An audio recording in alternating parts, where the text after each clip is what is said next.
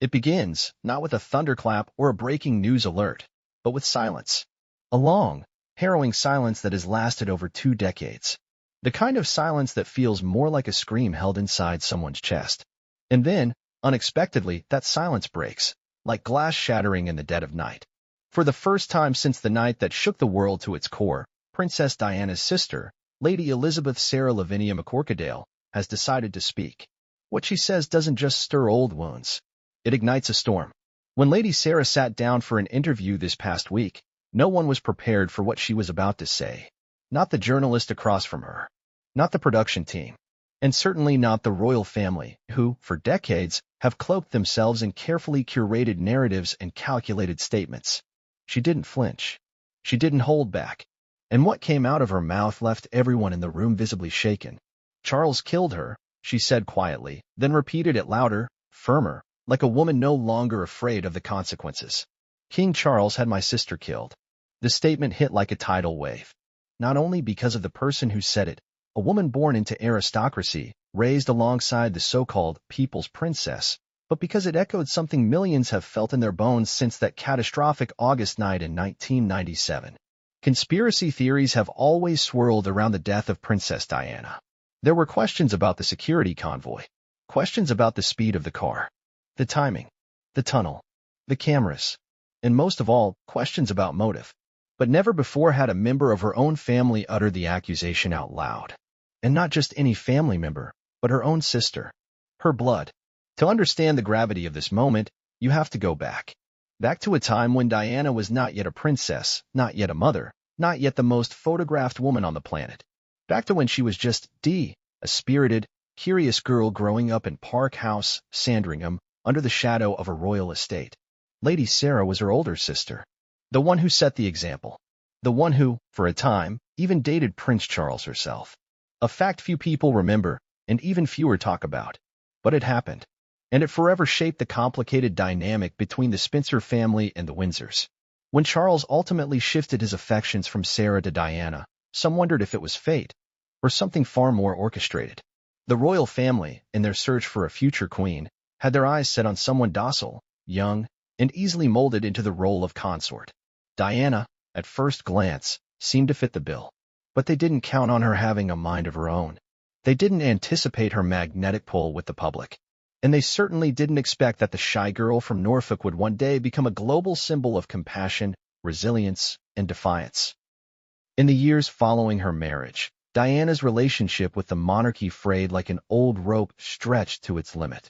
She endured affairs, humiliation, coldness, and calculated moves to strip her of power and presence. But she fought back. Not with armies or lawyers, but with charm, with kindness, with vulnerability that resonated with people across every border and language. She shook hands with AIDS patients when others recoiled. She sat beside landmine victims when the world turned away. She stood for the forgotten. And because of that, the people loved her. But love, true love from the public, comes at a cost in the royal ecosystem. It threatens the hierarchy. It threatens control. Diana's popularity didn't just rattle cages, it exploded them. The palace, media insiders have long whispered, viewed her as a threat. And in the days and weeks leading up to her death, Diana herself seemed to sense that something terrible was coming. She wrote letters. She made tapes. She confided in close friends, warning them that she was being watched, followed, and feared that someone wanted her out of the picture. Not metaphorically, literally. That's why Lady Sarah's words now land with such force. Because they are not the ramblings of a conspiracist or the emotional outburst of someone seeking attention. They are the carefully considered words of someone who has lived with the weight of truth or suspicion for over 2 decades. Someone who has seen things, heard things, and endured the psychological trauma of watching her sister's legacy be shaped by people who never truly knew her. Someone who now believes that the truth must come out, no matter the fallout. What makes Sarah's confession even more compelling is that she's always been the quiet one. While Diana became the face of modern royalty, Sarah remained in the background. She married, raised children, and distanced herself from public life. She was the calm to Diana's storm, the observer to Diana's performance. But perhaps that's why her voice now cuts through the noise so sharply. Because it's not a voice we're used to hearing. And because when she speaks, she does so with measured pain, not theatrics. In her televised statement, which aired without warning, Sarah recounted a series of events that, according to her, don't align with the official narrative. She spoke about private phone calls Diana made to her, describing the increasing sense of dread she felt in the final weeks of her life. Diana allegedly told her that if anything happened to her, it would not be an accident. She asked Sarah to take care of her boys. She expressed fear, not of the paparazzi, but of the people within her own inner circle. People she believed had been compromised or turned against her. People with powerful allegiances. One detail stood out above the rest. According to Sarah, Diana believed her private security had been infiltrated, that her movements were no longer safe, that even the people assigned to protect her were not truly on her side. And then came the chilling phrase Diana allegedly repeated multiple times, "They want me gone." When pressed by the interviewer on who they were, Sarah simply nodded and said, "My sister didn't trust anyone near Charles. Not after what he did to her emotionally, and not after what he threatened privately when the cameras weren't looking." The interview sent shockwaves through Buckingham Palace. No official statement has been released, but insiders say the mood within the royal walls is tense and deeply unsettled. Some claim that King Charles was blindsided. Others suggest he's preparing a legal response. But one thing is certain, the public is watching. And this time, they are not looking away. For decades, the British monarchy has survived through stoicism, silence, and the carefully maintained illusion of unity. But all it takes is one crack in the dam for the floodwaters to pour through. Lady Sarah's confession is not just a media moment. It is a reckoning. A call to re-examine everything we thought we knew about the most tragic royal story of our time. And it has left people around the world asking the same question. If this is true, if even part of it is true, what else have we been kept from knowing? This video will take you deep into the undercurrents of Diana's final days. We will explore not just the night she died, but the years that led up to it, the betrayals, the warnings, the letters, and now, the testimony of a sister who says she can't be silent any longer. Because in the end, silence is what killed Diana. Silence from those who knew. Silence from those who watched it unfold. And silence from those who could have stopped it. But that silence is over now. Lady Sarah has shattered it. And as the dust begins to settle, the world is left wondering just how far the truth will reach, and whether the monarchy, as we know it, can survive what's coming next. In the grand halls of Althorpe House, long before the flashing cameras and turbulent love stories, there existed something quiet and pure sisterhood. Before she was Princess Diana, she was simply Diana Frances Spencer, the youngest girl among 4 children born to John Spencer, 8th Earl Spencer, and Frances Shand Kidd. And among those siblings, it was Lady Sarah who cast the first shadow of adulthood Diana would later follow. Lady Elizabeth Sarah Lavinia McCorquodale, born in 1955, was the eldest of the Spencer daughters, with an 8-year gap separating her and Diana. That age difference may have put them in different life phases growing up, but it did not prevent the formation of a bond that was shaped by loss, privilege, pressure, and, eventually, pain. Their childhood, while aristocratic, was not insulated from sadness. When Diana was just 6 years old, their mother left the family after a bitter divorce. It was a scandalous and traumatic episode for the time, one that scarred all the Spencer children in their own way. Sarah, the eldest, stepped into a surrogate maternal role without fully realizing it. She was expected to be composed, mature, and responsible, expectations often placed on firstborn daughters in fractured families. Diana, by contrast, grew up needing warmth, needing someone to look up to, needing someone to follow. She found that person in Sarah. But Sarah wasn't just Diana's emotional compass. She was also her first bridge to the very world that would later engulf Diana, the royal family. Long before Diana and Charles began their famously doomed relationship, it was Sarah who dated the then Prince of Wales in the late 1970s. It was a brief, highly publicized courtship, but it held more weight in hindsight than anyone at the time could have anticipated.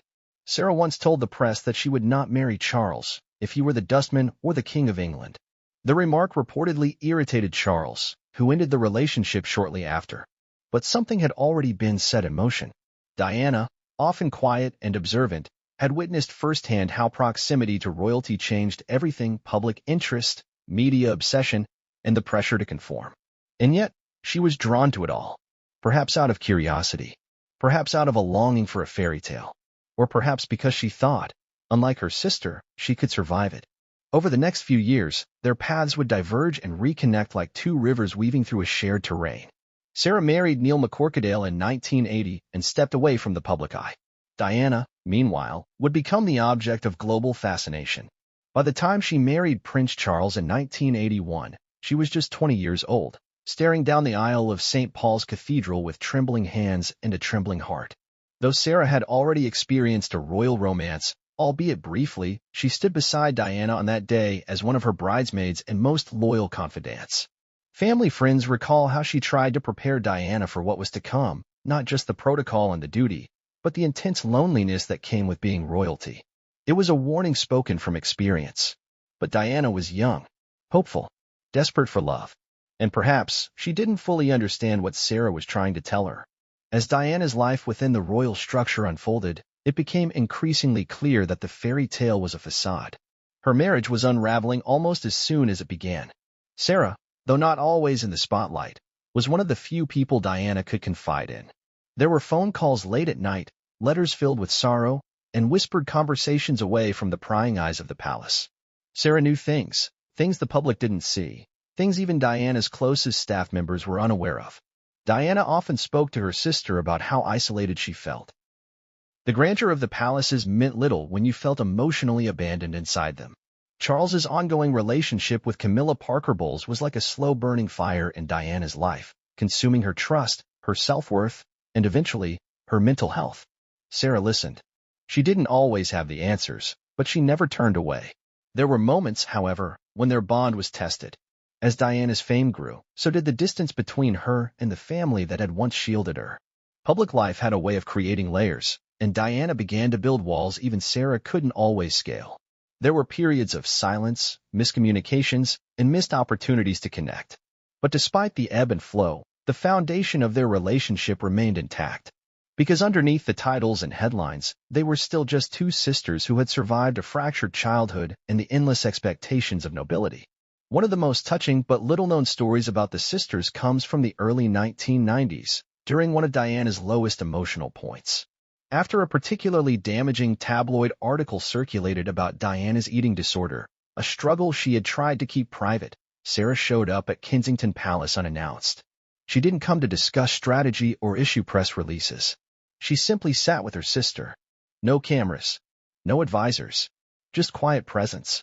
Diana later told a close friend that it was one of the only moments in that year where she felt like someone truly saw her, not as a princess or a public figure, but as a person in pain. But Sarah's quiet loyalty extended far beyond emotional support. It was Sarah who helped orchestrate the logistics of some of Diana's private travel and time with her sons during times of intense public scrutiny. Sarah was also one of the few family members Diana trusted to protect her children's emotional well-being when she couldn't be with them. That trust was not misplaced. After Diana's tragic death in 1997, Sarah, along with their brother Charles Spencer, played a critical role in caring for William and Harry in those fragile days. She helped coordinate parts of the funeral, stayed close to Kensington Palace, and even took the boys away to spend time with her own family to shield them from the unrelenting media circus.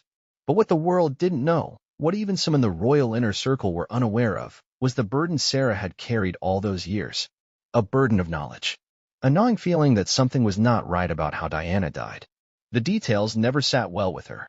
The speed of the car, the chaos in the tunnel, the absence of security, the delay in medical response. She didn't have hard evidence. Not then. But she had the emotional memory of every word her sister had ever said about her fears and about the danger she believed she was in. And so, she stayed silent. For the sake of Diana's sons. For the sake of the monarchy. For the sake of preserving what little stability remained in the wake of an unfathomable tragedy. She watched as the public mourned. She watched as the palace rebuilt. She watched as Charles eventually married Camilla, and the media narrative shifted from suspicion to forgiveness. All the while, she held her peace. Until now. Why break the silence after all this time? Why speak out now, when so many have moved on, when Diana's death is taught in history books and not front-page news? The answer, Sarah says, is because the truth does not expire. And neither does guilt. In a private letter she wrote to a confidant just weeks before the interview that would stun the world, Sarah said, "I've carried this for so long. Maybe I was wrong to wait. But every time I looked at William and Harry, I saw my sister's eyes, and I knew I couldn't say what I believed without hurting them. But they're grown now, and they deserve to know. In the wake of her public statement, the bond between Sarah and Diana is being re-examined through a new lens. No longer just the quiet sister in the background, Sarah has emerged as a figure of quiet rebellion, someone who dared to step into the fire after years of watching it from a distance. And in doing so, she has rewritten her place in this story, not just as a witness, but as a voice of truth. Because sometimes, the deepest truths come not from the loudest voices, but from the ones that have waited the longest to be heard. It began as a whisper, barely audible and often brushed aside. A fleeting thought, a moment of unease. But then the whisper grew louder, more persistent, until it became impossible to ignore. Princess Diana, in the final months of her life, was no longer just suspicious, she was afraid. Not of the press, not of the mobs of photographers who chased her from hotel lobbies to car parks. Her fear ran deeper, more targeted. It wasn't a paranoia born of celebrity, but a dread forged in betrayal. Diana believed someone wanted her gone, and she believed that someone was close. Too close. For years, Diana had cultivated a public image that balanced vulnerability and strength. The people's princess, they called her. A woman who stood beside AIDS patients when others recoiled, who visited war-torn villages, who comforted orphans. But behind closed doors, her life was anything but steady. She was isolated, scrutinized, betrayed. And though she smiled for the cameras, those closest to her knew the truth. Diana was unraveling, not because she was weak, but because the very institution that had sworn to protect her had turned its back on her. Or worse, plotted against her. She wrote letters. Some of them are now in the possession of former butlers, trusted friends, and private investigators. In one such letter, Diana chillingly predicted her own death. "This phase in my life is the most dangerous," she wrote. "My husband is planning an accident in my car, brake failure and serious head injury in order to make the path clear for him to marry Tiggy." Tiggy Legberg, the nanny to Princes William and Harry, had been rumored to be more than just a caregiver. Diana's jealousy was well documented, but even jealousy has its limits. What Diana wrote was an emotional suspicion. It was a direct accusation. She gave the letter to her butler, Paul Burrell, with instructions to keep it sealed unless something happened to her. She was 20 months away from her death when she wrote it. And yet, when the crash in the Pont de El Alma tunnel took her life, many dismissed the letter as the ramblings of a woman overwhelmed by stress. They called her dramatic, paranoid, unstable. But what if she wasn't? That question haunted Lady Sarah in the years after the crash. She had read the letter. She had seen the fear in her sister's eyes. Diana had called her days before flying to Paris. The conversation was brief but telling. Diana didn't mention names. She didn't cry or dramatize. She simply said, "I'm not safe, Sarah. I feel like I'm being watched all the time. Even in my room. Even in my car." Sarah pressed her. Asked if she wanted help. But Diana waved it off. "I just need to keep moving," she said. "Staying still makes me feel like a target." That was one of the last conversations they had. Sarah didn't understand the weight of those words until it was too late. And it is that moment that now fuels her guilt. The warning signs were everywhere, but no one took them seriously. Diana had become so synonymous with scandal and drama in the tabloids that her genuine fears were often dismissed as another chapter in a never-ending soap opera. But hindsight is a cruel teacher. Because now, looking back, so many of her words read like cries for help, strategically ignored or deliberately suppressed. There were others, too, who heard her warnings. Simone Simmons, a close friend and healer to Diana, later testified that Diana believed her phone lines were being tapped and her car was being followed. Simmons claimed Diana had recorded several audio diaries detailing her fears. Those tapes have never surfaced publicly, but rumors persist that they were either stolen or quietly buried by royal aides. Then there's the testimony of Mohammed Al-Fayed, father of Dodi Fayed, who also died in the crash. Al-Fayed has long maintained that his son and Diana were the victims of a conspiracy. He has spent years compiling evidence, hiring private investigators, and petitioning the British government for a formal inquiry. His claims have often been labeled extreme, even outlandish, but the fact remains, he's not the only one who believes something sinister took place that night. In the weeks leading up to her death, Diana had been followed relentlessly. But this was not the ordinary kind of paparazzi pursuit. These were men in suits. Men with radios. Men she did not recognize. She had once told her bodyguard, "I know how surveillance feels. This is not the press. This is organized." That same bodyguard would later die in a mysterious accident, another event that was swept under the rug with shocking speed. Why were these warnings ignored? Was it simple negligence? Bureaucratic indifference? Or was there a deliberate effort to keep Diana's suspicions from gaining traction? One theory points to internal politics within the royal apparatus. Diana was, by then, divorced from Charles.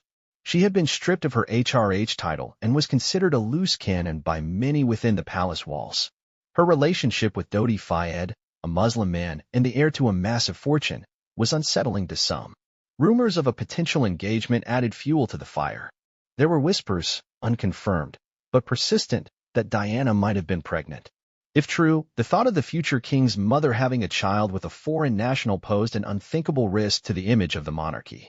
Lady Sarah has since confirmed that Diana discussed marriage with Dodi, but had doubts. She cared for him, Sarah said, but she was not yet sure. What she was sure of was that her life was changing, and she was not being allowed to control that change. In other words, Diana was becoming more than a royal ex-wife. She was becoming a force of her own, and that made her dangerous. The night of August 30th, 1997, Diana and Dodi had dinner at the Ritz in Paris. What followed is a timeline that has been picked apart, scrutinized, and reconstructed 1,000 different ways. But here's what remains consistent. Diana was visibly anxious. She expressed concern about the number of photographers outside. She asked multiple times whether the car route was secure. And at the last minute, she and Dodi decided to leave through the back entrance of the hotel to avoid attention. That decision, made in a moment of panic, sealed their fate. The driver, Henri Paul, was allegedly under the influence. But several reports have cast doubt on the toxicology results. Witnesses say he did not appear drunk. CCTV footage from the hotel shows him walking in a straight line, interacting with staff normally. Yet the narrative was quickly shaped. Drunk driver, high-speed chase, tragic accident. A clean explanation for a very messy reality. What remains unresolved is why there was no royal protection detail assigned to Diana at the time. Though she was no longer married to Charles, she remained the mother of a future king. And yet, on one of the busiest nights of the year in a major European capital, she was left vulnerable. No police escort, no backup security, just a hired hotel driver and an improvised escape plan. Lady Sarah now believes that was intentional. They let her be unprotected, she said in her interview. They knew she was in danger. She knew it. She told them, and they let it happen. Her words are not mere accusations. They are indictments of an entire system that failed to protect a woman it once claimed as its own. A system that, perhaps, saw her freedom, her love, her independence as too much of a liability to let live. The royal family has never publicly addressed these warnings in any meaningful way. Their official stance has remained one of sadness and distance. Diana was a beloved mother, they say, a kind woman. But behind closed doors, according to insiders, efforts were made to keep Diana's letters and recordings from becoming public, to erase any trace of her fear, to maintain the illusion that her death was nothing more than a tragic accident. But illusions only last so long. And as more people come forward, friends, staff, family, the foundation begins to crack. Diana's warnings, once dismissed, are now being revisited with a new seriousness. Not because new evidence has surfaced, but because the world has changed. There is now a hunger for truth, an unwillingness to accept convenient answers, and a growing sense that justice delayed may still be justice possible. Lady Sarah's voice, long absent from this conversation, has become the most unexpected and powerful confirmation of what so many have always suspected. That Diana saw her death coming, that she tried to warn us, and that we failed to listen. The tragedy is no longer just that she died. The greater tragedy is that she tried to prevent it, and no one believed her. It was supposed to be just another glamorous evening. Paris, in all its shimmering elegance, served as the backdrop for what was meant to be a private, romantic escape. Diana, Princess of Wales, and Dodi Fayed, the son of billionaire Mohammed Al Fayed, had been traveling through Europe, spending time aboard a yacht in the Mediterranean and visiting some of the most luxurious destinations on the continent.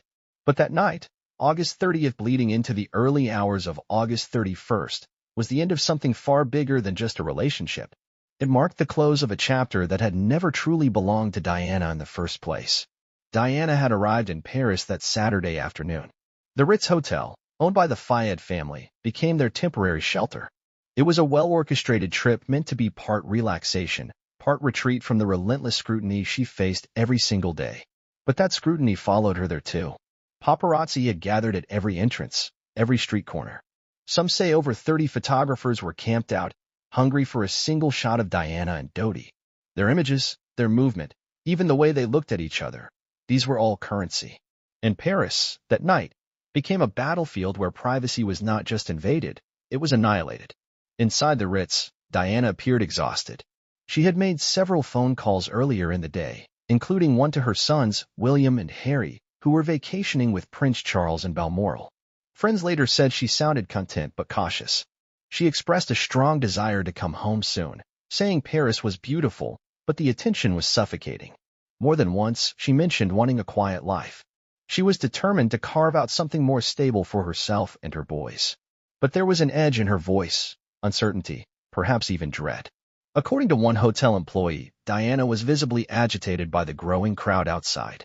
She was pacing, the employee said. She kept checking the window, asking if the car was ready.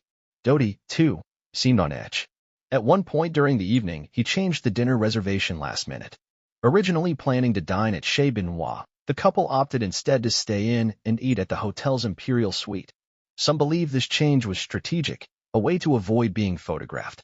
Others say it was impulsive, reflecting a growing paranoia. In truth, they were tired, hunted, and no matter how grand the setting, neither of them felt safe. Sometime around 10 p.m., Henri Paul, the acting head of security at the Ritz, was called to return to the hotel. This detail alone has been dissected endlessly. Henri Paul was off duty. Why was he summoned back? And more importantly, why was he later put behind the wheel of the car that would carry the couple to their deaths? By 11 p.m., the plan was in motion. Dodi and Diana would leave the Ritz through the rear exit to avoid the paparazzi at the front. A decoy vehicle was stationed out front, while the real getaway car, a black Mercedes S280, waited behind the hotel. Henri Paul would drive. Trevor Rees-Jones, Dodi's bodyguard, would sit in the front passenger seat. Diana and Dodi would be in the back. It was just after midnight when they pulled away from the hotel, heading toward Dodi's private apartment on Rue Arsène Houssaye, a short drive away. But they never made it. As the car sped through Place de la Concorde and approached the entrance to the Pont de l'Alma tunnel, it was being tailed by paparazzi on motorcycles and in cars. Eyewitnesses reported that the vehicle was traveling at an excessive speed, estimated by French authorities to be between 65 and 70 miles per hour. The legal speed limit in the tunnel was 30. What happened inside the tunnel is still, to this day, the subject of fierce debate and painful speculation. According to official reports, Henri Paul lost control of the Mercedes while attempting to outrun photographers. The car collided with the 13th pillar of the tunnel and spun violently.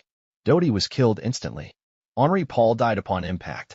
Diana, still alive but critically injured, was trapped in the wreckage. Emergency services arrived quickly, but not quickly enough. Paramedics worked to stabilize Diana before transporting her to the Pitié-Salpêtrière hospital, a journey that took more than an hour.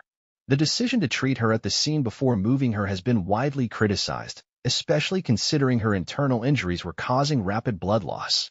By the time she reached the operating room, her heart had stopped. Efforts to revive her were unsuccessful.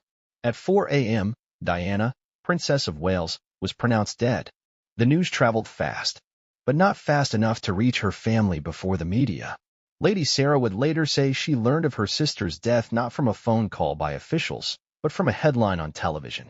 She called her brother, Charles Spencer, in a state of disbelief. For several minutes, they both remained silent. There were no words, only shock. Back in Balmoral, William and Harry were still asleep when the call came in to Prince Charles. According to insiders, Charles was deeply shaken but insisted the boys be allowed to sleep through the night. They were told the next morning. William, just 15. Harry, only 12. Their mother was gone. Just like that. Across the world, grief erupted like a tidal wave. Crowds formed outside Buckingham Palace and Kensington Palace. People left flowers, candles, cards, even teddy bears. Grown men and women wept openly in the streets. For many, it felt as though someone in their own family had died. Diana had transcended her title. She belonged to everyone. But while the world mourned, questions began to simmer. Why was there no royal protection detail assigned to Diana that night? Why was Henri Paul, who was not a trained chauffeur and who had alcohol in his system according to toxicology reports, behind the wheel. Why was there no CCTV footage from inside the tunnel, a major Parisian structure, showing the crash? The inconsistencies were hard to ignore. Witnesses claimed to have seen flashes, possibly from a camera or a strobe light, in the tunnel seconds before the crash. Others said a white Fiat Uno, seen near the scene, may have played a role in causing the Mercedes to swerve. That car was never identified. It simply vanished. In the days following the tragedy, French authorities quickly pointed to driver error and intoxication. But that explanation satisfied few. Mohammed Al-Fayed called it a murder. Paul Burrell, Diana's former butler, revealed the existence of the letter where Diana predicted her own death. And Lady Sarah, though silent in public, began to wonder if her sister's warning had been the truth all along. The funeral was held on September 6, 1997. It was one of the most watched televised events in history. An estimated 2.5 billion people tuned in. Lady Sarah walked behind the casket alongside her brother Charles, Princes William and Harry, and Prince Charles. Her face was unreadable, composed, but hollow. She had always been the quiet one. That day, her silence screamed. For years afterward, Sarah replayed the final days of Diana's life over and over in her mind. The phone call, the changed dinner plans, the desperation to avoid photographers, the lack of security. It didn't make sense. Not to her. Not to many. But Sarah had children of her own to raise. She had promises to keep. She stayed quiet, for William and Harry's sake. She watched from the sidelines as conspiracy theories were mocked and Diana's fears labeled irrational. But now, looking back, that day, August 31st, 1997, was more than just a moment of loss. It was a turning point, a reckoning disguised as a tragedy. And while the world tried to make sense of it, Sarah kept the most painful truth locked away. Because the hardest part wasn't losing Diana. The hardest part was realizing that Diana had seen it coming. When news of Princess Diana's death broke in the early hours of August 31st, 1997, the world reacted with overwhelming grief. People gathered in silence, crying openly in the streets, clutching newspapers as if hoping they had misread the headlines. Strangers embraced one another outside royal residences. Candlelight vigils formed spontaneously. Tens of thousands of bouquets piled outside the gates of Kensington Palace and Buckingham Palace, turning the entrances into fields of mourning. The shock was universal, the pain palpable. But inside the royal family's world, behind closed doors at Balmoral Castle in Scotland, the reaction was far different. Colder, quieter, almost disturbingly composed. The royal family had been staying at Balmoral for their summer retreat. Prince Charles was there with Princes William and Harry. Queen Elizabeth II and Prince Philip were also present, along with other close members of the royal circle. Diana's death presented them with a dilemma, one they were unprepared to confront. How should the monarchy respond to the sudden, violent loss of a woman who was no longer officially part of the royal family, yet remained beloved by the public in ways no one inside the palace could rival? That uncertainty bred paralysis. Hours passed with no public statement. While global news outlets ran wall-to-wall coverage, while grieving citizens laid flowers and lit candles, the palace gates remained shut. No flags were lowered. No press conferences held. Not even a simple note of condolence. The silence was deafening, and it didn't go unnoticed. At the heart of this slow response was an emotional detachment that had long defined the Windsor legacy. The family had built itself on stoicism, tradition, and an almost institutional aversion to emotional transparency. But this time, that approach backfired. The world wanted grief. The world needed to see the Queen cry, to see the monarchy acknowledge Diana's humanity. Instead, what they got was silence. Not mourning, not leadership. Silence. Queen Elizabeth, known for her discipline and measured temperament, reportedly insisted that William and Harry be shielded from the media frenzy.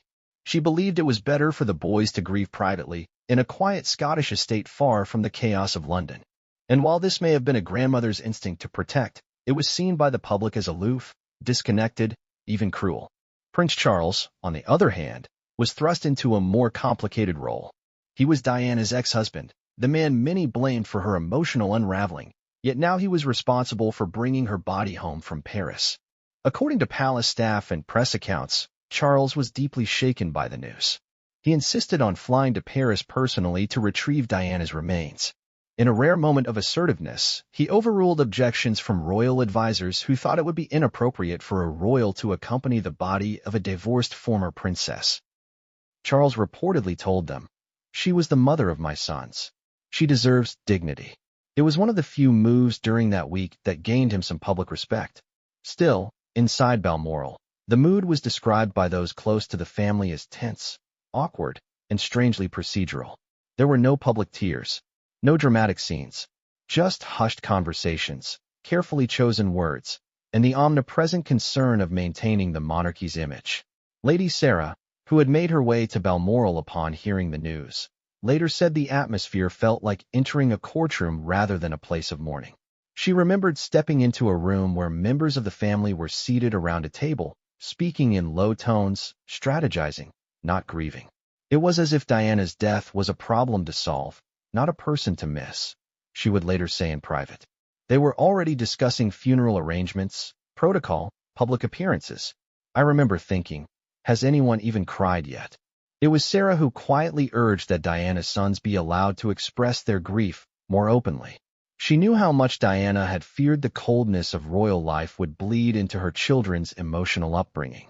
And now, in the worst moment of their young lives, that fear seemed to be manifesting. William and Harry were allowed to go on walks and attend church, but no counselors were brought in. No one discussed the accident openly. It was as if an emotional lockdown had been declared. Back in London, the silence from the palace was beginning to boil over into public outrage. The press turned sharply. Newspapers that once hounded Diana with invasive coverage now ran furious editorials demanding answers. "Where is the Queen?" one headline asked. "Show us you care," demanded another. Radio shows and call-in programs lit up with angry voices. Londoners were furious at the lack of empathy coming from the monarchy. To them, it felt like an insult to Diana's memory. She had given them vulnerability, emotion, humanity. And now, the institution she married into was offering nothing but stone-faced silence. Under mounting pressure, Queen Elizabeth eventually agreed to return to London and address the nation. But even that decision came slowly, and only after then Prime Minister Tony Blair stepped in. Blair, sensing a national crisis of confidence in the monarchy, urged the Queen to speak publicly. It was Blair who coined the phrase "People's Princess" during his own press statement, a name that stuck and captured exactly what Diana had become to millions. When the Queen finally did speak on live television from Buckingham Palace, her speech was calm, respectful, but guarded. She spoke of Diana as an exceptional and gifted human being, and acknowledged the deep sorrow being felt across the world.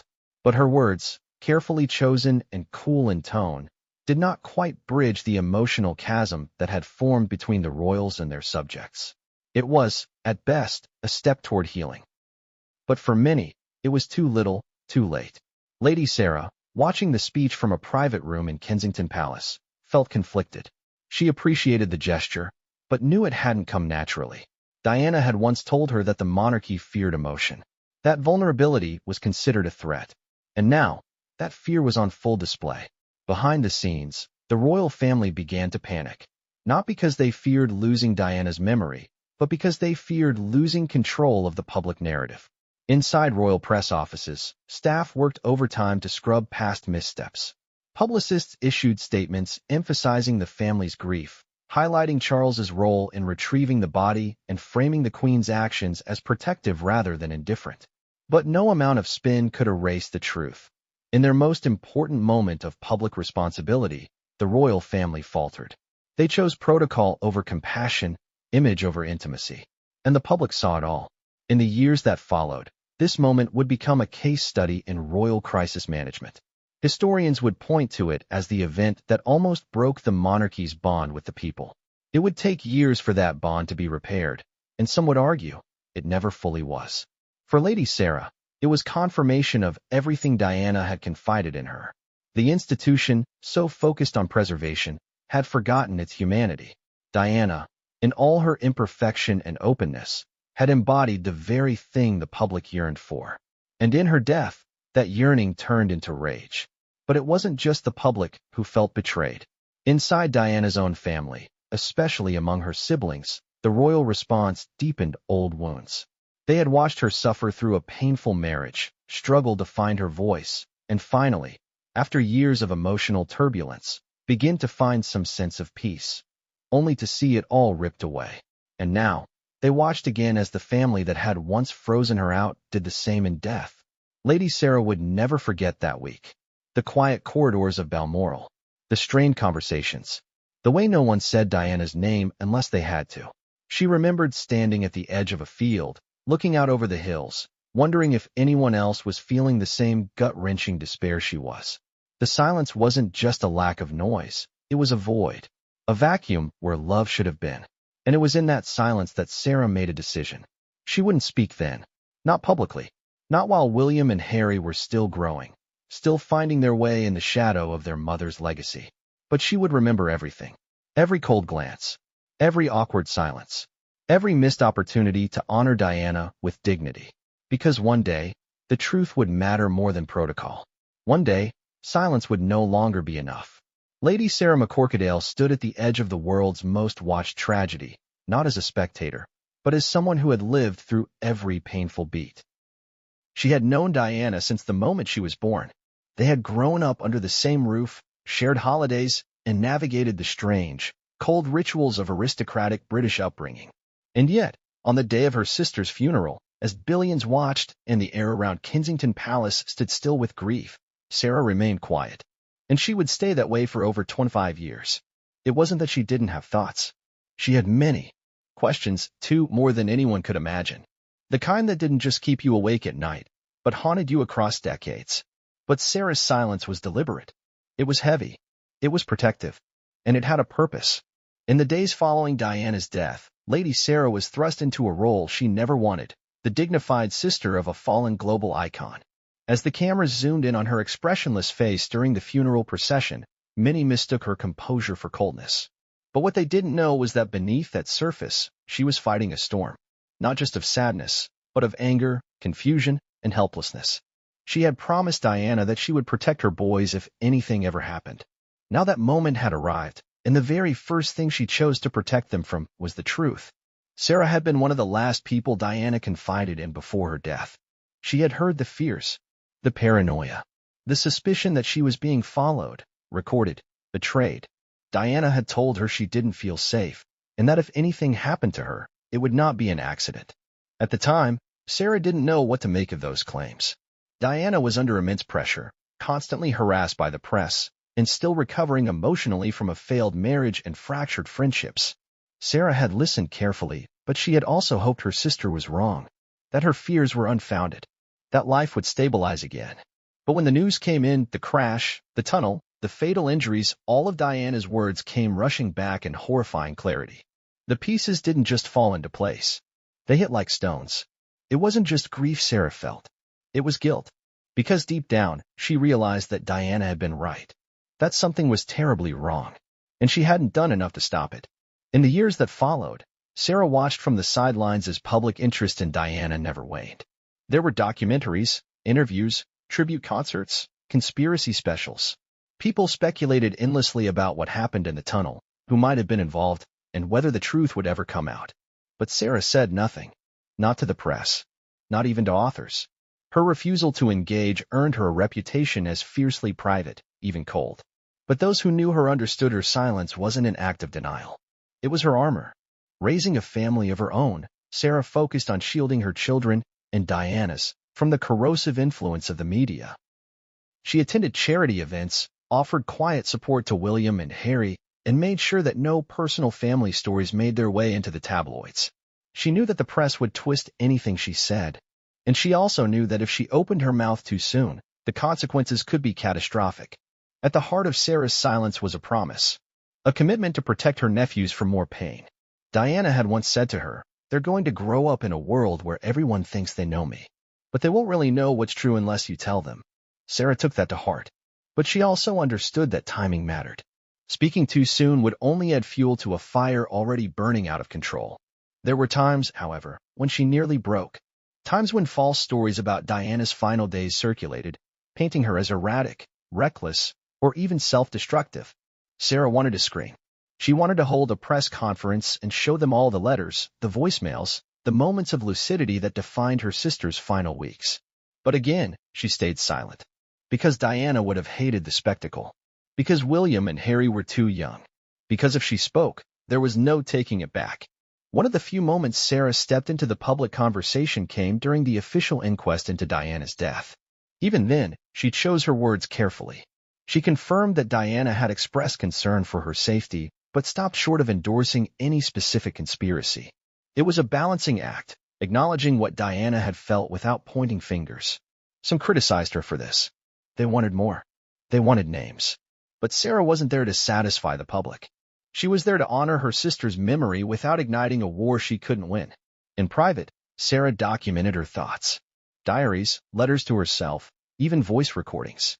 She compiled everything she remembered about Diana's final year. The conversations, the subtle warnings, the names mentioned in passing. She never intended to publish them. But she wanted the truth preserved, in case the day ever came when it was safe to speak it aloud. That day, she now believes, has arrived. What changed? Why now, after so many years of silence? Part of it, Sarah says, is age. With William and Harry now adults, men who have forged their own paths, made their own mistakes, and seen the world with their own eyes, she no longer feels the same protective instinct to shield them from the truth. They are capable of making up their own minds. More importantly, they are ready to hear it. Another reason is the shifting cultural tide.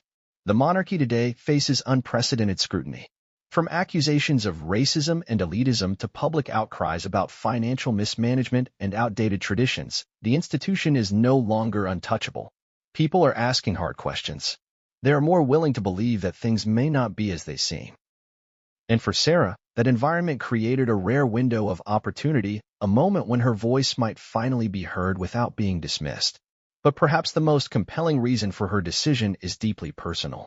As Sarah watched the recent coronation of King Charles III, as she saw the man she once believed had emotionally destroyed her sister now formally crowned as head of the very institution Diana had fought against, something in her broke. She could no longer remain a passive observer. She could no longer bite her tongue. Watching him take that crown, she said recently, was like watching a final betrayal unfold in slow motion. And I knew then, I couldn't keep this to myself anymore. Her decision to speak did not come easily. She wrestled with it for months, spoke to her children, consulted her husband, and revisited every journal entry and private note she had written over the years. It was not a rash decision. It was a release, a reckoning. In her first public statement, Sarah did not accuse anyone directly, but she also didn't hide what she believed. She spoke about Diana's growing fear in the months before her death. She spoke about the letters, the calls, the sense of being watched. She spoke about the feeling of helplessness that had haunted her since the crash. And then, in a voice barely above a whisper, she said the words that would send shockwaves across the globe. I believe my sister was silenced. And I believe those who had the power to protect her chose not to. With that one sentence, Sarah transformed from a background figure in the Diana tragedy to a frontline voice of accountability. Not for spectacle, not for revenge, but for truth. The reaction was immediate. Some praised her for her courage. Others questioned her timing. But Sarah remains unfazed. Because for her, this isn't about headlines or applause. It's about giving Diana the dignity she was denied in life, and the justice she has waited far too long to receive in death. Her silence, once seen as indifference, now reads as the quiet endurance of someone who carried more than we could have imagined. And now, the silence is broken. The room was quiet when Lady Sarah McCorquodale began to speak. Not the quiet of anticipation or polite curiosity, but a charged, unsettling stillness, the kind that descends when something irreversible is about to be said. There was no fanfare, no prescripted lines, no handlers whispering instructions through an earpiece. Just Sarah, older now, her voice softer but more certain than ever. And the weight of what she carried was unmistakable. For years, she had declined interviews, walked away from questions, and left the deepest truths locked inside her own memories. But something had changed. Whether it was the sight of King Charles being officially crowned or the quiet, painful knowledge that time was running out, Sarah finally stepped forward. And what she said in just a few sentences would echo around the world, igniting old suspicions, reopening raw wounds, and calling into question everything we thought we knew about the death of Princess Diana. In a pre-recorded interview broadcast by a respected European investigative program, Sarah sat facing the camera. Her hands were folded. Her voice was steady. The interviewer began cautiously, asking about her memories of Diana, about their childhood, and the years following Diana's marriage into the royal family. But then the tone shifted. The questions became sharper, and the inevitable one arrived. Do you believe Diana's death was an accident? Sarah paused for a long time. She looked down, then directly into the camera, and said, simply, "No, I do not." There was no dramatic flourish, no gasping revelation, just a quiet truth, laid bare after decades of silence. She went on to say that Diana had told her directly, on multiple occasions, that she feared for her life, that she believed certain people in the royal family wanted her gone, that she kept written records, audio tapes, and made arrangements to have them released if something happened to her. She told me, Sarah said, that the walls had ears, that she was being followed, that every move she made was watched, and that the people who were supposed to protect her were the ones she feared the most. The interviewer asked if Diana had ever named names. Sarah hesitated. Then, with trembling lips, she answered, yes. She mentioned Charles. She didn't say he would do it himself, but she believed he would let it happen, that he had the power to stop it and would choose not to. Those words detonated across the media landscape. The headlines were instant and incendiary. Lady Sarah points finger at King Charles. Diana's sister breaks silence, says it wasn't an accident. A royal betrayal confirmed? The monarchy, long shielded by tradition and centuries of public reverence, suddenly found itself standing on unstable ground. While the palace declined to comment, insiders described a frantic scramble behind the scenes. Meetings were called. Statements were drafted and abandoned. Legal teams were consulted. Because this wasn't a tabloid rumor. This was a direct accusation from someone who had lived in the inner circle. But beyond the political implications, Sarah's words stirred something far deeper in the public psyche. For years, the world had grieved Diana's death with a sense of unfinished business. The official inquiries, the Operation Paget investigation, the 2008 inquest, had concluded that it was a tragic accident caused by reckless driving and paparazzi pressure. But many had remained unconvinced. Too many inconsistencies. Too many unanswered questions. Sarah's revelation gave voice to those doubts. It made the unthinkable feel plausible. And more importantly, it made Diana's own words impossible to ignore.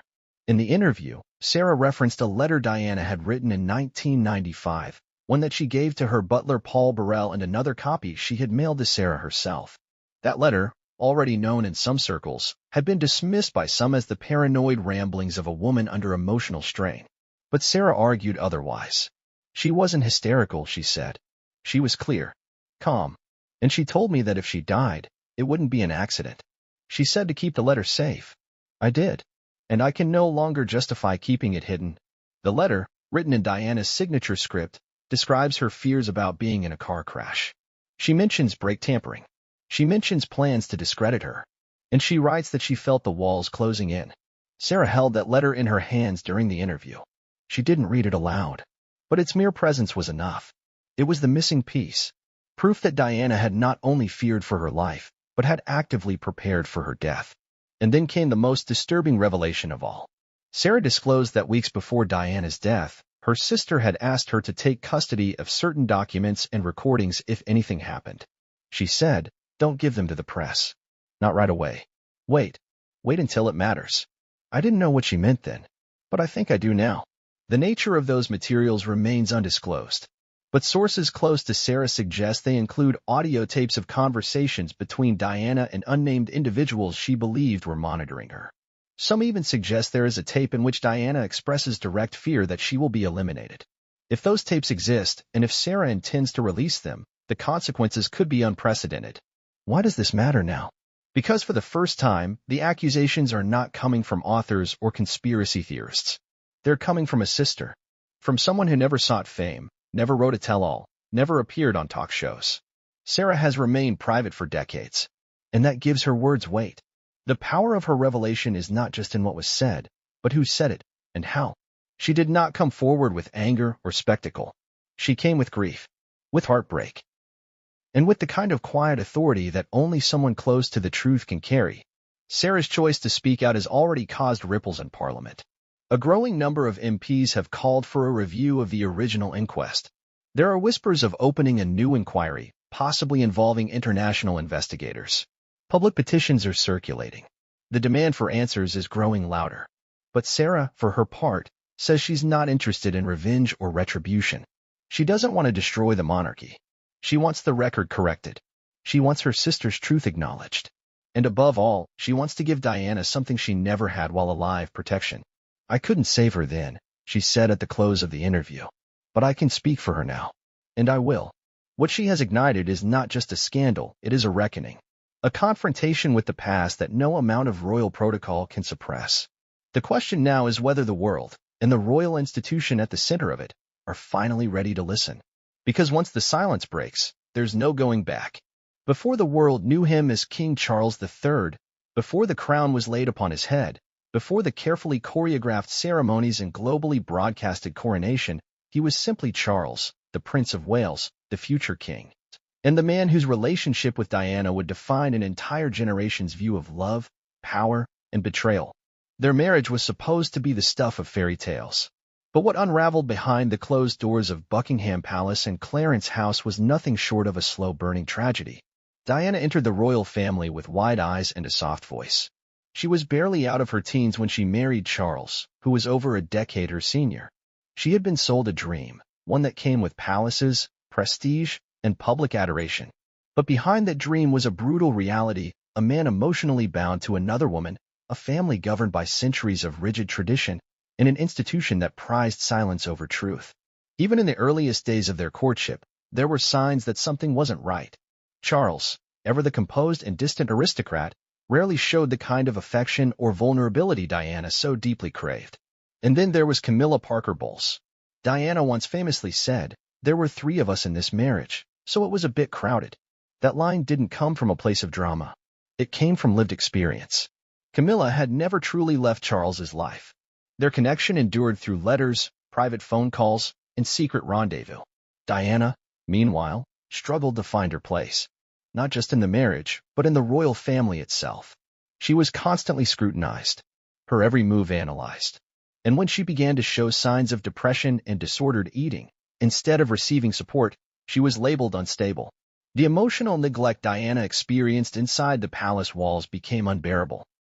In private letters and audio recordings, she described her isolation in heartbreaking detail.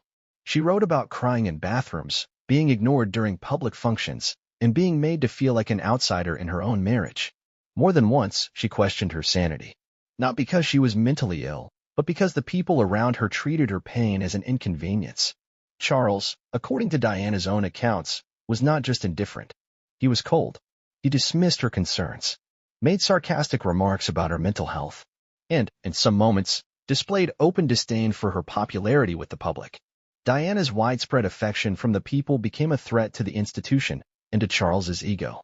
In 1992, a series of intimate phone recordings between Charles and Camilla were leaked to the press. The infamous Tampongate scandal revealed not only the depth of their emotional affair, but the utter humiliation Diana had endured for years. The tapes confirmed what she had long suspected, that the man she married had never truly been hers. That same year, the couple formally separated. But the years that followed were anything but peaceful. Diana remained a public figure, a media magnet, and a powerful humanitarian force. She traveled the world, supporting causes others were too afraid to touch: landmine victims, AIDS patients, homeless shelters. She reinvented herself not as a victim, but as a force for good. But with that independence came new threats. Diana, by then, had grown more outspoken. She gave the now legendary 1995 interview with Martin Bashir, where she not only spoke about her failing marriage but also expressed doubt about the royal family's intentions. It was in that interview she said, "I don't think I'll ever be queen, but I'd like to be queen in people's hearts." What many missed at the time, however, were the chilling hints about her safety. She spoke in vague but loaded terms about enemies within the palace. She said she had powerful forces working against her. And in private, she was even more explicit. According to close confidants, Diana often shared her fears about being killed. She would make jokes, dark, unnerving jokes, about dying in a car crash. She told friends that if she ever died in an accident, they should know it wasn't an accident at all. Lady Sarah later confirmed these fears. Diana believed that someone, perhaps several people, wanted her silenced. Not just because of what she knew, but because of what she represented.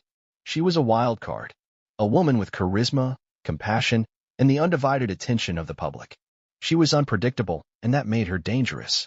But perhaps most damning of all were Diana's handwritten notes and voice recordings. In one letter, she described a specific scenario, that someone was planning to tamper with her car brakes. She wrote that she feared being taken out in a way that would seem accidental.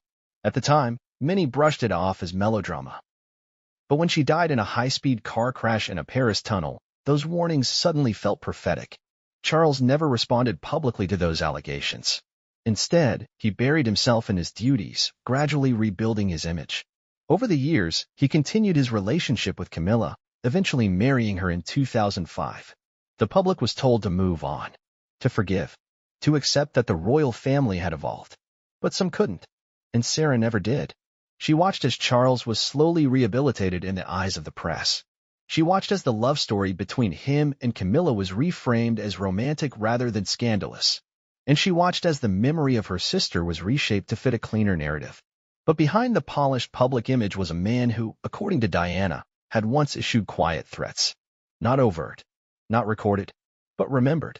In one private conversation, recounted by Sarah and echoed by Diana's former bodyguard, Charles allegedly said, "She needs to be quiet before she brings the whole thing down." Those words, vague and deniable, carried an unmistakable weight. They weren't a direct order, but they were a message, a warning. Diana lived in fear not because she was paranoid, but because she had reason to be. Her position, her power, and her popularity made her a liability. And while no one can say with certainty who orchestrated what, if anything, what remains undeniable is that she saw something coming. And she said so, repeatedly. As Charles ascended to the throne, many in Britain celebrated the continuity of tradition. But others, including Sarah, saw something else, a painful reminder that the man who had once made Diana feel disposable was now the symbolic head of the nation. Sarah's decision to speak came not from anger, but from a sense of unfinished justice. She could no longer watch silently as Charles was lionized while Diana's warnings were forgotten. She told me, Sarah said, that if anything ever happened to her, to remember her words, to not let them be buried. And so, she remembered. She watched. And now, she speaks. Because the dark past has a way of catching up with the present. And when it does, no crown can shield the truth. The death of Princess Diana has, for over 2 decades, existed in a space where fact and speculation blur, a place where truth is both officially recorded and quietly contested. To some, it was a tragic accident, the consequence of a frenzied media chase, a speeding driver, and a moment of chaos. To others, it was something far darker, a calculated execution masked as misfortune. And in the years since the fatal crash in the Pont de l'Alma tunnel, the debate has only grown more intense, more emotional, and more divided. On one side stand the skeptics, those who accept the conclusions of the official investigations, who point to the exhaustive inquiries by French and British authorities as proof that nothing sinister occurred. They cite Operation Paget, the Metropolitan Police investigation led by Lord Stevens, which concluded in 2006 after interviewing over 300 witnesses and reviewing thousands of documents. The report determined there was no conspiracy to murder Diana, Dodi Fayed, or Henri Paul. The causes were listed clearly: excessive speed, pressure from pursuing paparazzi, and the impairment of the driver due to alcohol and prescription drugs. These skeptics argue that the evidence is overwhelming. Blood tests showed that Henri Paul, the driver, had a blood alcohol level more than 3 times the French legal limit. Surveillance footage appeared to show him stumbling in the hotel before the crash. Witnesses confirmed the pursuit by paparazzi on motorcycles, adding pressure to an already reckless journey. According to this narrative, Diana was a victim, not of assassination, but of negligence, circumstance, and celebrity. But on the other side are the believers, the ones who can't ignore the irregularities, the unanswered questions, and the gut-level instinct that something about the official version simply doesn't make sense. One of the most frequently cited inconsistencies involves the missing CCTV footage. The Pont de l'Alma tunnel was known to have security cameras, yet officials claimed that none of the cameras were functioning or pointed at the crash site that night. For a major tunnel in the center of Paris to lack any visual record of one of the most significant traffic incidents in history seemed implausible to many. Why was there no footage? Why were no cameras capturing the moment the Mercedes crashed or the vehicles that surrounded it? Then there's the infamous white Fiat Uno. Multiple eyewitnesses claimed that a small white car was seen exiting the tunnel moments after the crash, and forensic investigators found traces of white paint on the wrecked Mercedes. Yet this car was never found. French authorities launched a search for the vehicle and its driver, but no definitive answers emerged. Who was driving that car? And why did it vanish without a trace? Another issue raised by conspiracy theorists involves the role of Henri Paul. He was, officially, the head of security at the Ritz and not a professional driver. More curious still was his reported relationship with French intelligence services. Mohammed Al-Fayed, Dodi's father, alleged that Paul was working as an informant and that his bank accounts showed unexplained deposits that could suggest he was being paid to orchestrate the events of that night. While these claims were investigated and ultimately dismissed by authorities, they continue to fuel suspicion. The condition of Diana at the crash scene also sparked debate. Witnesses claimed she was conscious and speaking after the impact. She reportedly said, "Oh my God," and "leave me alone," suggesting she was not fatally injured on impact. Yet she died hours later from internal bleeding. Critics of the official narrative have asked why the ambulance took so long to reach the hospital, nearly an hour and a half in total. French emergency services defended their decision, stating they were stabilizing her en route, but the delay remains a sore point for many who believe more urgent care could have saved her life. One of the most compelling voices in the conspiracy camp has always been Mohammed Al-Fayed. He insisted from the beginning that Diana and his son were murdered by the British establishment because of fears that she was about to marry a Muslim man and possibly have his child. Al-Fayed's claim that Diana was pregnant has never been substantiated, but it has never been definitively disproven either. The suggestion that the monarchy and British intelligence might have acted to prevent such a union and to preserve the purity of the royal bloodline remains one of the most widely believed theories among conspiracy circles. Public reaction to these theories has always been polarized. Some find them distasteful, a disservice to the memory of a woman who tried to find peace in her final months. Others see them as a necessary push against the forces that silence uncomfortable truths. For every skeptic citing hard data, there is a believer pointing to documents, eyewitnesses, and emotional intuition. The divide is generational too. Younger Britons, who grew up in the post-Diana era, often view the royal family with a mixture of admiration and suspicion. For them, the crown represents both tradition and outdated power. Older generations, raised on notions of royal dignity and unquestionable loyalty, tend to view conspiracy theories as tabloid fodder. But even among those who once resisted the idea of foul play, the release of Lady Sarah's recent statements has shifted the mood. Her calm, methodical recounting of Diana's private fears gave new legitimacy to the whispers that have never truly gone away. She didn't scream it. She didn't dramatize it. She just said it. Diana told her that if she died, it wouldn't be an accident. That sentence alone has been enough to reignite long-dormant investigations and push the public into re-examining the facts. Some media outlets have begun independent reviews. Whistleblowers have reached out to journalists with new testimony. Even former intelligence officers have hinted, off the record, that there may be more to the story than the official reports allow. Meanwhile, William and Harry have remained largely silent on the matter. While Harry has spoken publicly about the emotional toll of his mother's death and his anger at the press, neither prince has endorsed any specific conspiracy theory. Their focus has remained on preserving Diana's legacy, not questioning the circumstances of her death. But that silence has allowed speculation to thrive. Lady Sarah's entry into the conversation, however, changes the stakes. She is not a fringe voice. She is not a theorist. She is a sister. And when a family member, one who has never sought attention, steps forward with conviction, it demands to be taken seriously. As public trust in institutions continues to erode globally, people are more willing than ever to question the narratives they've been fed. Whether it's in politics, the media, or the monarchy, the age of blind faith is over. And in that climate, the story of Diana's death becomes more than a historical event. It becomes a symbol of what happens when power goes unchecked. So, was it a conspiracy? A coordinated plot to remove an inconvenient figure from the global stage?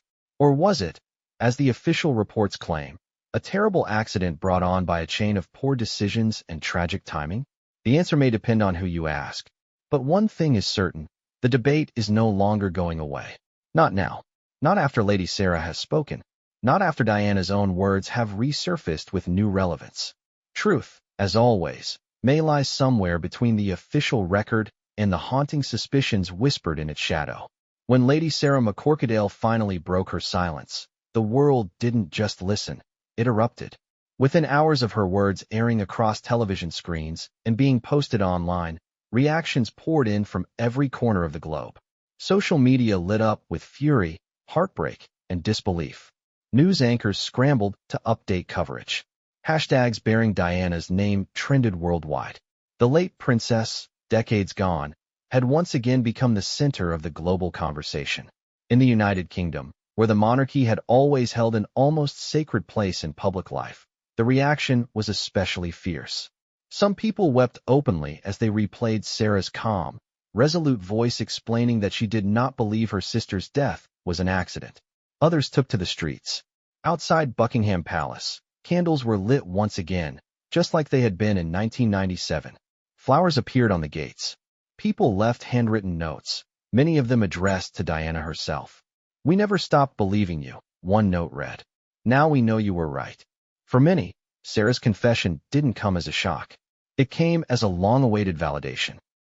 A confirmation of what they had felt in their hearts for years, but had never been allowed to say aloud without being labeled conspiratorial or disrespectful.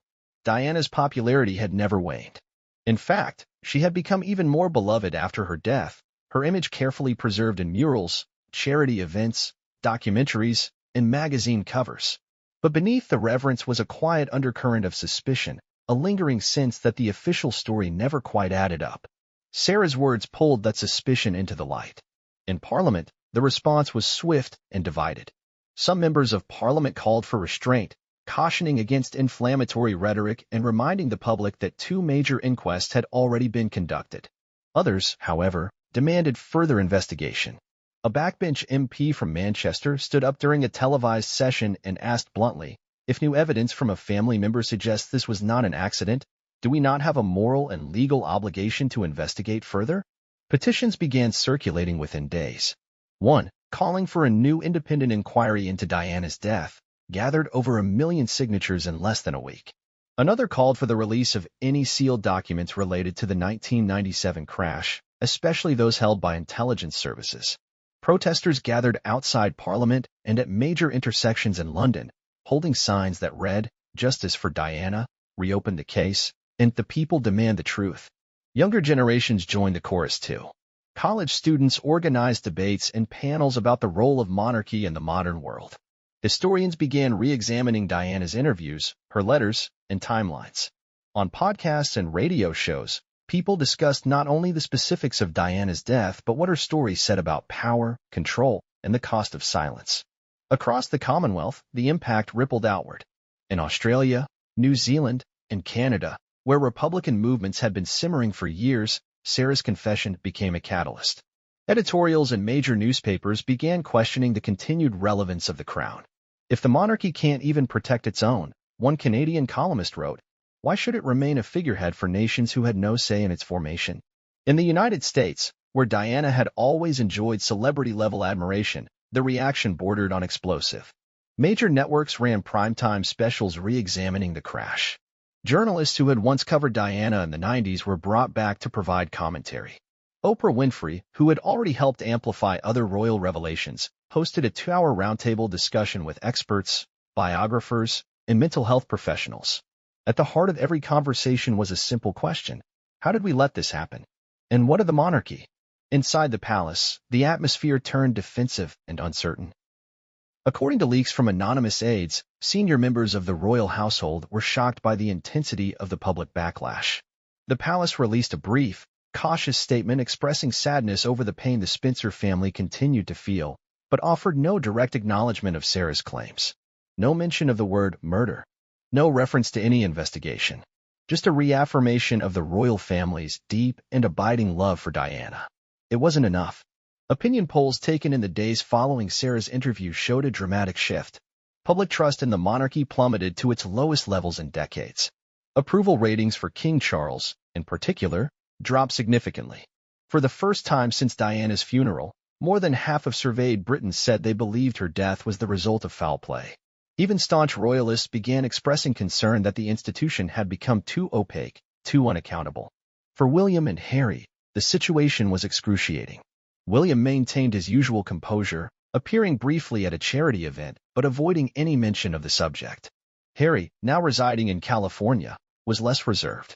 While he did not directly comment on Sarah's statements, his spokesperson released a message indicating that Harry had been aware of the interview before it aired and had spoken with his aunt afterward. The statement read, "The Duke of Sussex believes that his mother's voice, in all its forms, deserves to be heard. He has always supported the pursuit of truth regarding her life and her death."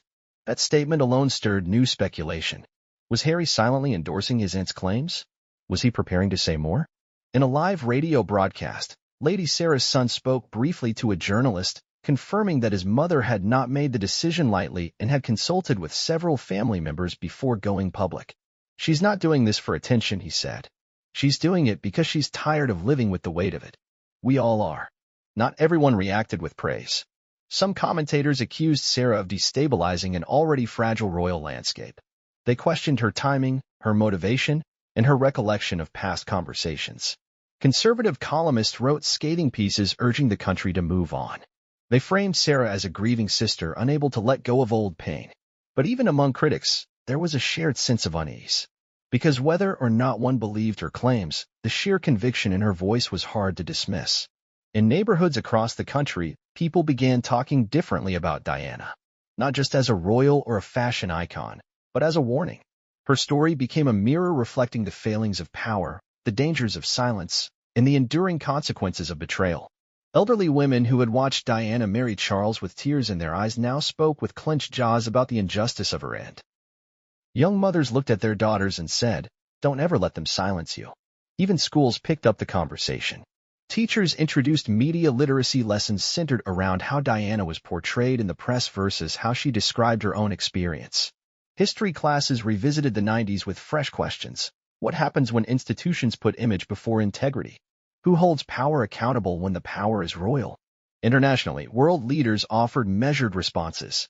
France issued a statement supporting any renewed investigation the UK might pursue, reiterating their commitment to transparency regarding the events in Paris. The United Nations, while not directly intervening, referenced the incident in a broader discussion about the safety and security of high-profile individuals in politically sensitive contexts. The moment had clearly evolved beyond Diana herself. It had become a litmus test for institutional credibility, national identity, and historical accountability. It wasn't just about what happened in a Paris tunnel. It was about what Britain believed about itself. And as for Lady Sarah, she remained composed. She declined most follow-up interviews, choosing instead to issue a short statement thanking the public for their support and reiterating her reason for speaking out. "This wasn't an easy choice," the statement read. "But I believe in my heart it was the right one. Diana gave everything she had. The least we can do is listen to her now." The nation was listening. The world was listening. And the silence Diana feared most, that her voice would be lost, her warnings forgotten, was shattered beyond repair.